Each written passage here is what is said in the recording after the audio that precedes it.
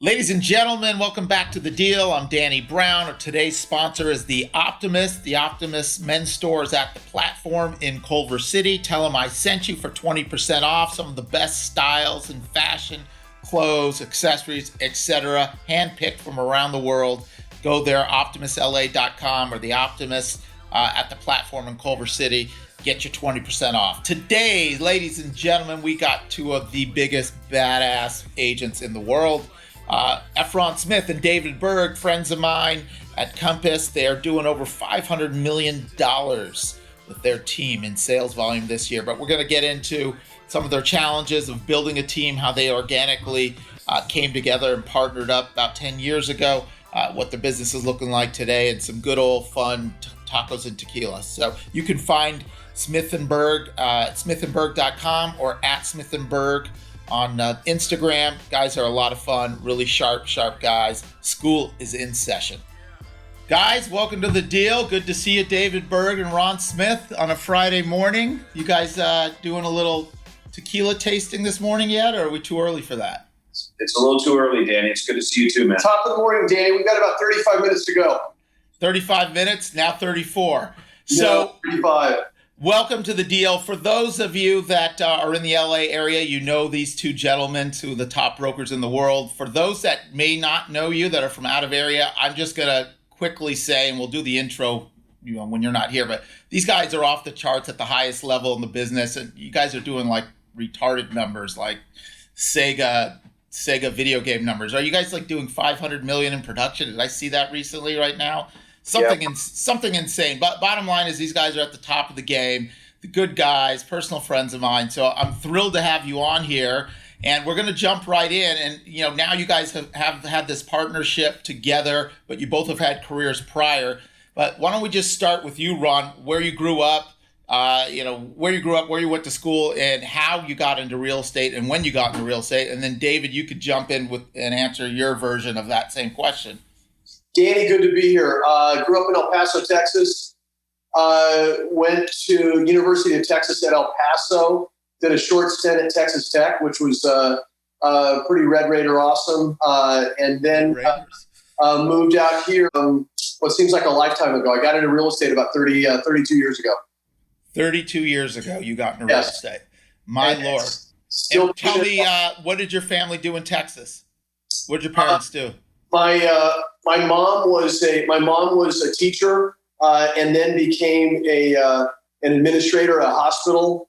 And my father was retired military, and worked at Sears, designing and selling kitchens.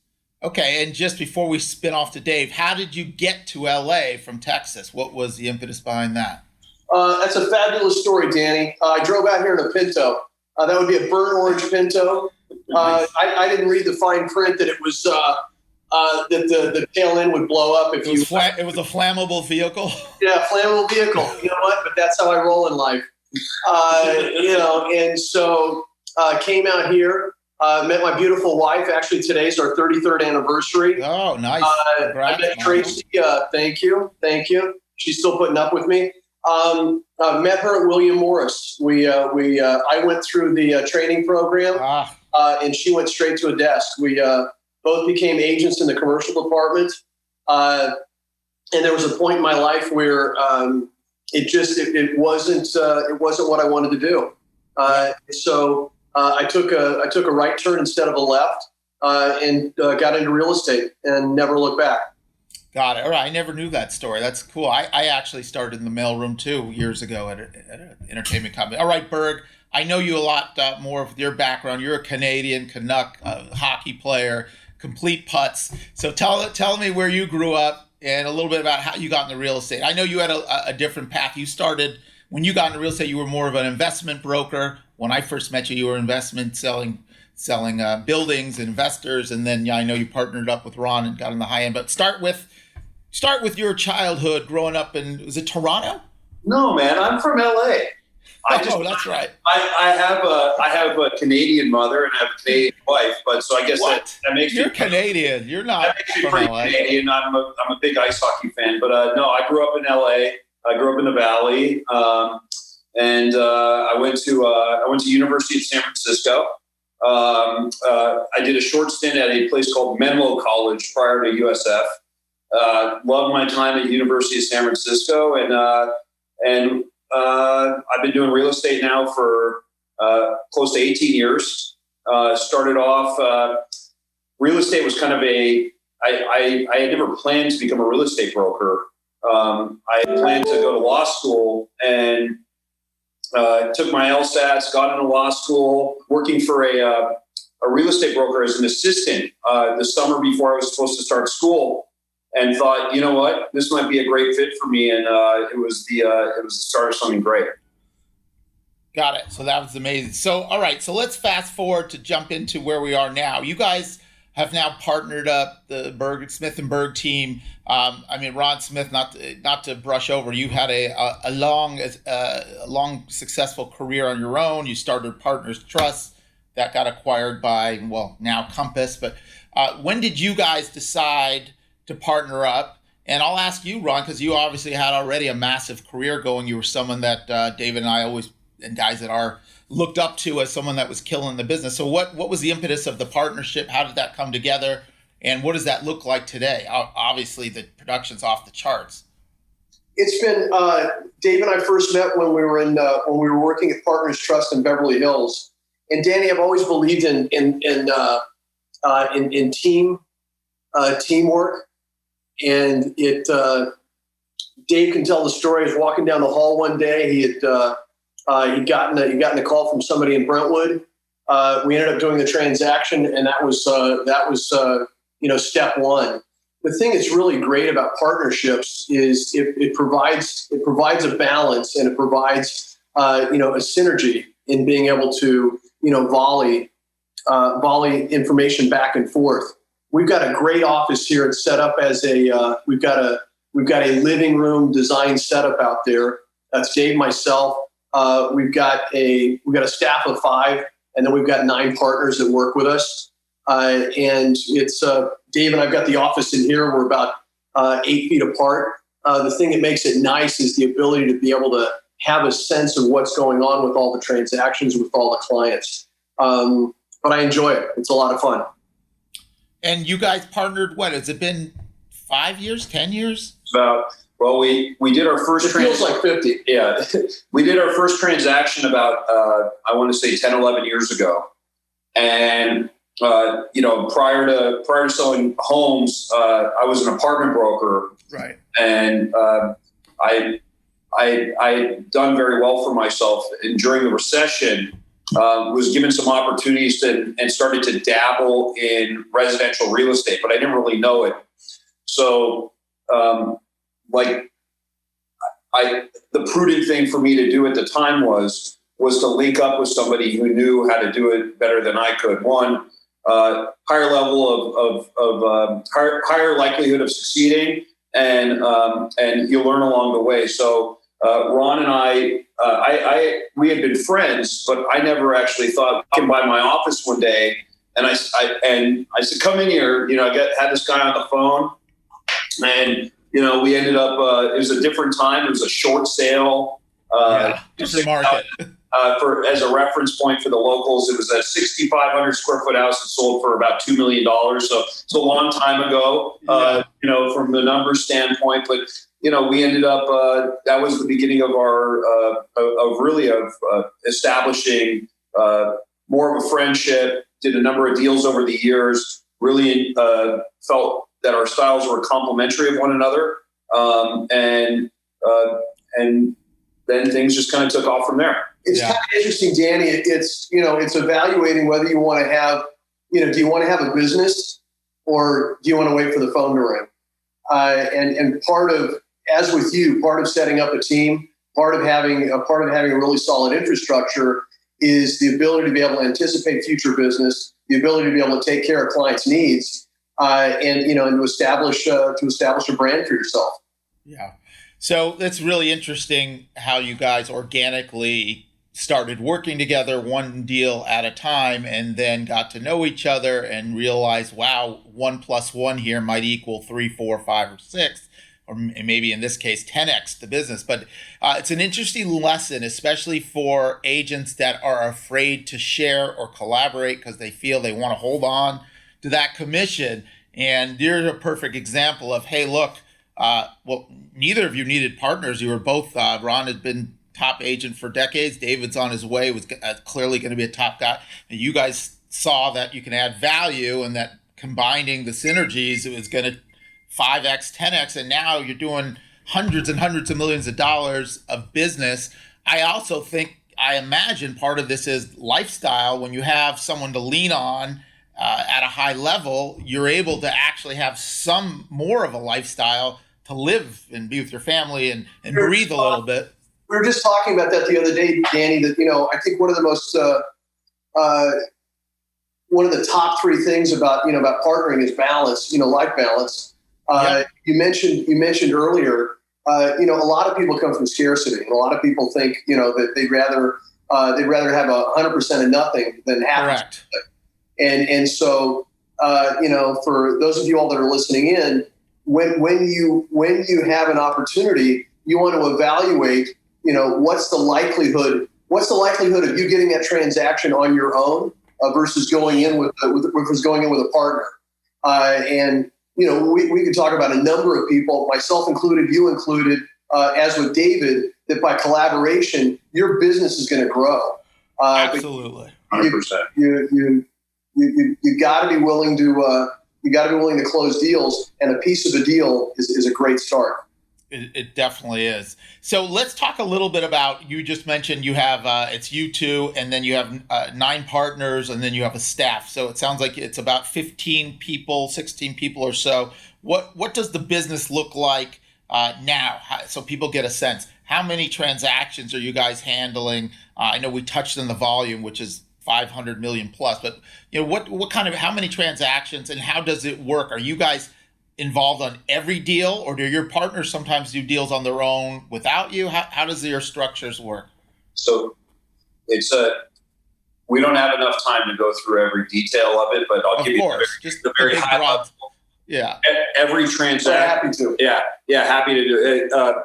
Every transaction, whether it's myself, Ron, or one of our associates, it's all done the same way. It all goes through the same process. So if one of our associate partners does a deal, the deal is done with Ron and I. It runs through our director of operations, our transaction coordination, our listing manager. It's all done and treated the same, because the philosophy that we have is that whether it's an associate partner, whether it's $1 million deal, a $20 million deal, the customer is important, and they need and deserve to get the best service that they possibly can. And so the systems that we've developed are, through both of our businesses and the input of our amazing staff, they're great systems that, if followed, lend themselves to great results. It's all about scalability, Danny. And you asked, I think we're going to do what, 145, 150. Probably 100. By the end of the year, we'll probably be at about 160 sale transactions. Wow. We've had an incredible referral business this year. We have probably, in the incoming referrals, north of 40 incoming referral transactions this year, and probably north of 25 or 30 lease transactions. When you say referral, what do you mean by that? Drill down on just that. We've made it, Danny. We've made it a point. We've made it a point to keep in touch with. We've got agents that we know that come and go, that have left LA to go to other markets. Yeah. You travel, we travel, and so we've made connections. We've done quite a few. We've done quite a few transactions out of San Francisco. We've done transactions in New York. We did 2 in Dallas this year to establish a board of directors. A group of people that you want to keep in touch with, and those are agents that are in other markets that you can share information with. And when there's a comfort level and they know your credibility, they're comfortable in referring business. So it's a broker network that you guys have curated over the years and relationships. Because of COVID and certain clients, people moving, in different all over the country.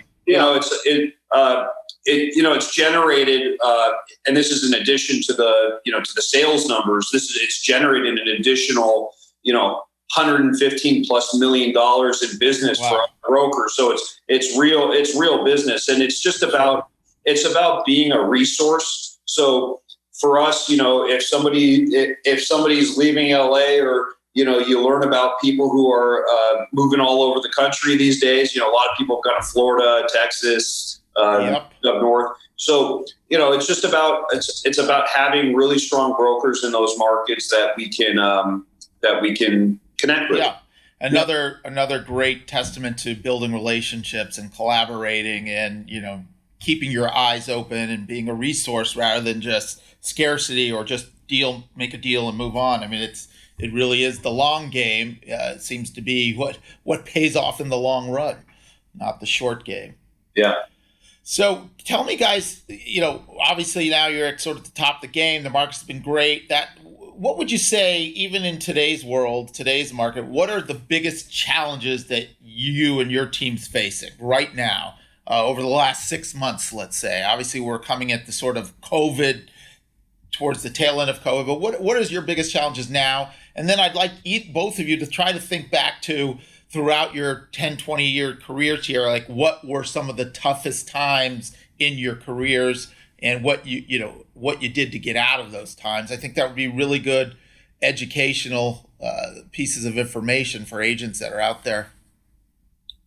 So we just got 3 questions. Okay. Yeah, I'm trying to unpack that. Yeah. What are your issues today? What are the biggest issues you dealt with? He starts with a dessert and then he works back to the appetizers. Yeah. So I think what we're talking about here, it's time allotment, and it's realizing that you got 8 hours in a day. Nobody wants to work 10 or 12, so you got 8 hours in a day. How can you be most efficient? And so, one of the things that we've really worked on is our back from the entertainment days. Rolling the calls. You want to talk about what the most challenging period of time over the last 30 years for me has been the last 18 months. Interesting. It has probably been the most emotionally volatile period of time I've ever seen in my life. I mean, there's Danny, there's been tremendous uncertainty. We've got a unique setup here where it's just Dave and I and the team. This is the office space that we've got here used to be the marketing center for Partners Trust when we owned Partners Trust. Right. So we took the space over, had an interior designer come in and dial it in, and so we posted up here for a better part of COVID, and really worked on systems. And I guess we had one of 2 choices. We could have gone fetal and broken out the bong, or we could have said, you know what, let's evaluate what's gonna roll out over the next year or 2. And so we took the time to kind of work on the systems. We took the time to reach out to Danny, not just clients, but we wanted to see how our contemporaries were doing in other markets. And think about that. We started that 2 years ago. Yeah. And by making those periodic calls and really, strengthening those relationships and being support mechanisms for our contemporaries in other markets, the phone started ringing because, there was a thought. Oftentimes the best deal is the deal that comes after you tell your client not to buy the house. That's great. I love that. Yeah, I think. Can you tell me the first question again? Because you could really take it anywhere you want. It's okay. What are the challenges you're having today, and what are the challenges you've had in the past? Yeah, I wish I had notes. So I think I think the most challenging part of my career that was the question. Go with that. One of the questions. Go with that. So. The most challenging, I'd have to agree. I mean, certainly there were things along the way that I learned personally that I feel helped strengthen, the approach during the COVID, the early COVID days. As Ron mentioned, I mean, like you, Danny, I have three young kids, homeschooling, all these things being pulled in different directions, where primary chaos. What's chaos? Chaos. I get it. So controlling the chaos, and then also trying to establish the new norm and what that work life looks like. When everything's going great, the mistakes get glossed over, right? Sure. You don't pick up on the mistakes because you're just on to the next great thing. But when you really have time to step back and focus and learn about, how can we do this better? When we're in this situation, how can we perfect it so that the outcome is going to be more favorable for everybody involved? Those are things that we really focused on. And most importantly, for those of you who may be involved in team building, the most important thing that came out of COVID for Ron and I was the allocation of time and how we spent our time on ourselves and our own business versus the business of the agents. We call them associate partners on our team. Mm-hmm. So, you can't be a leader of a team if you're not willing to help other people. But sometimes you have to be able to help yourself before you can help somebody else. And so coming out of all of that, the silver lining is that if Ron and I have allocated our time to generate more business, there ends up being, in turn, more business for the associate partners on our team because we have the ability to generate quite a bit, and there's more for everybody to work on. Whereas the approach pre-COVID was a little bit more, let's get in the huddle together, but people need to learn how to go out and fish on their own, right? And it's you have to, if you coddle people too much, they never have that opportunity. So what you're saying is we're in the plane's taking a nosedive, the oxygen masks drop, put it on you first, Danny, then help the others out, because that way you've got clarity. Great analogy. Yeah. So, and I'm going on a plane next week, so I really appreciate that. That's going to stick in my head now. Yeah. I'll tell you, it's interesting. I mean, Dave and I talk about that a lot. Seriously, you asked earlier about, what is our involvement with the team members? It's critical. We're absolutely there at the beginning, middle, and end. And the reason it's so important is because, as you know, Danny, each deal is different. There are different nuances. And it's really, everybody wants to say that, well, look, you got to handle residential real estate 100% like a business. We do. The reality of it is there's an emotional element to it, and there's a certain rhythm with every client. You've got to be able to read the table, and you've got to be able to allow your client to voice what they want to do, and that way you got a sense of what the moves are. Yeah, and I think that's well said and articulated. That the way I sum that up is there is so many nuances to every client, every agent, every deal, that no matter how much experience you have, it's something new. And you can't just learn it quickly. And yes, there's just so much to it. As much as you want to make it a process or a system, and it is that too, there's just curveballs coming at you in every situation. Well, a lot of times we like to say, with certain people that we deal with, no thought is left unspoken. Okay? Yeah. It's okay. Let silence be your friend. Ask the question, allow the person to answer it. Don't be thinking about what you're going to say next, because you may actually get information that's going to help everybody out in the room. Yeah. I like that. So many lessons. You guys are just dropping knowledge. I love it. Any fun or crazy stories that you guys can share? I mean, real estate stories. I know there's plenty of crazy stories, but I mean, real estate stuff that you can share that comes to mind, that stands out, whether it was a hard deal, a funny situation, anything in between. Well, before we talk about that, I think one of our mantras is that we like to, we love what we do, but we like to have fun doing it. And so the premise of our, going back to our partnership and early questions, like Ron and I actually enjoy spending time with each other.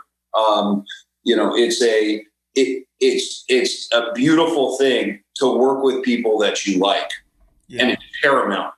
And so what I would tell you is like every deal, every day has fun in it.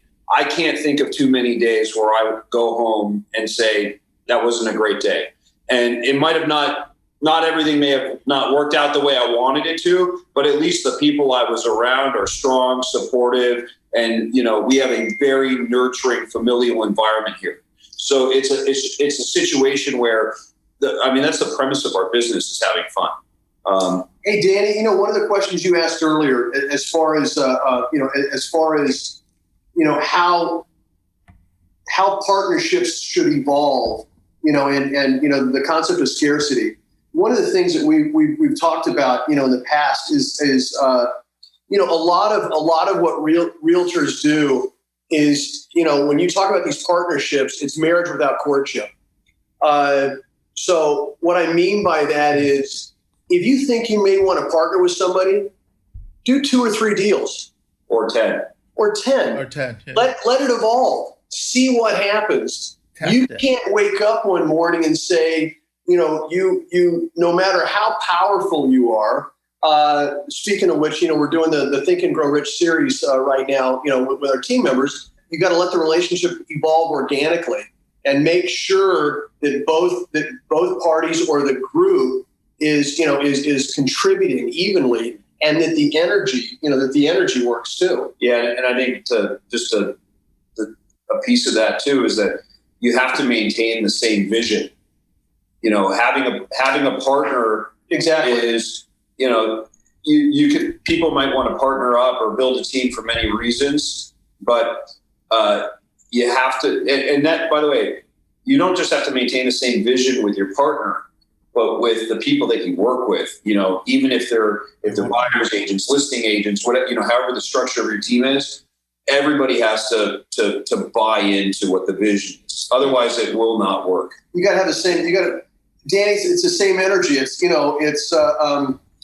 you look to the right and left, are these people that I would want to hang with on a weekend? Yeah. Are these people that I would want to, do taco and tequila tasting with? Yeah. So fun story. So a fun story. I don't think that would be appropriate to share here because it might be too outlandish. Probably is. Does it have to do with tacos and tequila? No, well, it usually does, doesn't it? Listen, pre-COVID, that usually leads to it. Pre-COVID, our signature is on Tuesday. We like to, feed the brokerage community. I appreciate it. I think I lost weight because I stopped going to those. Yeah, so you're looking good these days. Yeah, I mean, listen, appreciate it.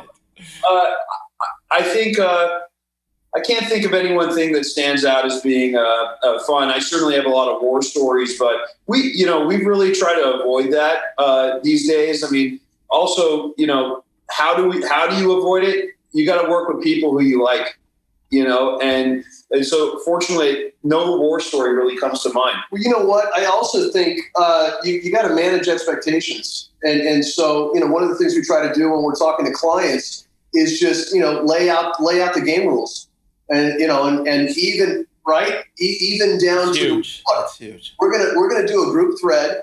It's gonna be Dave, me, Courtney, Krista, and you as our client, Danny. But here's the request. Since we're all on the thread, please don't text, after 8 in the evening. Okay. But if you want to talk to me at 5 in the morning, I'm happy to, to rock a conversation with you.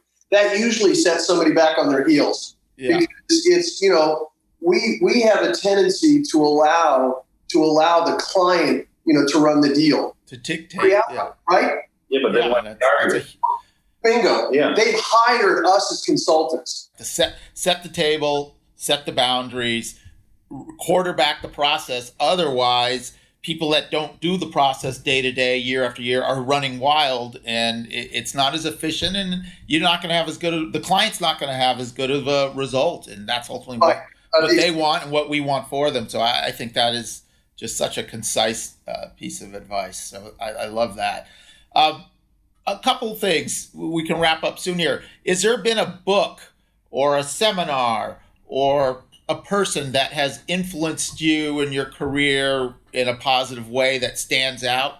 And again, I love asking you guys 4 questions at once, but really any of those things. Is there one book? You're always testing us, Danny. I like that. You guys, I got to make sure you keep you sharp. I got to keep you on your toes. Dave's got total recall, so it's absolutely fine. It could be a book. It could be a person. It could be a couple of books that come to mind that are great. I'm starting to reread. Gary Keller of Keller Williams wrote a book called The One Thing. The One Thing. Yeah. Not a real estate book. It's a great book. Also, Malcolm Gladwell, Outliers. Great book. And, 1,000 hours. Yeah, one for the mental fitness is that we're reading it now as a group in the office and working the workbook is Napoleon Hill, Think and Grow Rich. It really just kind of helps align your goals and put you in the right mindset to go out there and get it. Those are 3 books. I'd say an influential person in my life. Ron is somebody who I look up to and admire. He provides me advice outside of the real estate field. Dad advice. He's got a few years on me in the dad department, and life advice. Man, he's a good sensei at times. He's also a good drinking partner. I'm always working on the grill, so just keeping everything in space. What does that mean? I'm not sure. It's Dave scratching his head. What does that mean? We're going to get back to it. I would say Ted Lasso. Watching Ted Lasso has been an inspiration. Okay, for sure. Let's go there. How about Narcos? Has that been Narcos for sure. Animal Arts. Those are all inspirations in their own ways. But probably some of our best negotiating skills over the last 3 years were in season 1 and season 2 of Ozark. Okay. Yes. Yeah. What has been your favorite new tech app over the last 20 years or 15 years? Is it DocuSign? Is it the iPhone? Is it something else? What is really, like you said, this one thing has changed. This has made my life so much better. Well, I think that is a tough question. There's so many, but certainly I think text and iMessaging, is probably it makes everything so efficient. If we think about how much we rely on our phones and, be able to just ping you, hey, Danny, you're 15 minutes late to the podcast. Can you get on? Instead of me picking up the phone, dialing you, hoping you pick up, it's that moment to just hit somebody. I like that. And by the way, you weren't 15 minutes late. It was, for those who are listening. You were 15 minutes early? And on time. If you're not early, baby, you're late. Yeah. That is very true. So how about you, Ron? I'm gonna go backwards on that because of DocuSign. We were talking about it the other day. I got to tell you something. If you can carve out an hour to go through a contract in person or on Zoom with somebody, the human touch that's been lost, Danny. So here's the reality. Do you want to do one deal or do you want to do multiple deals, with somebody?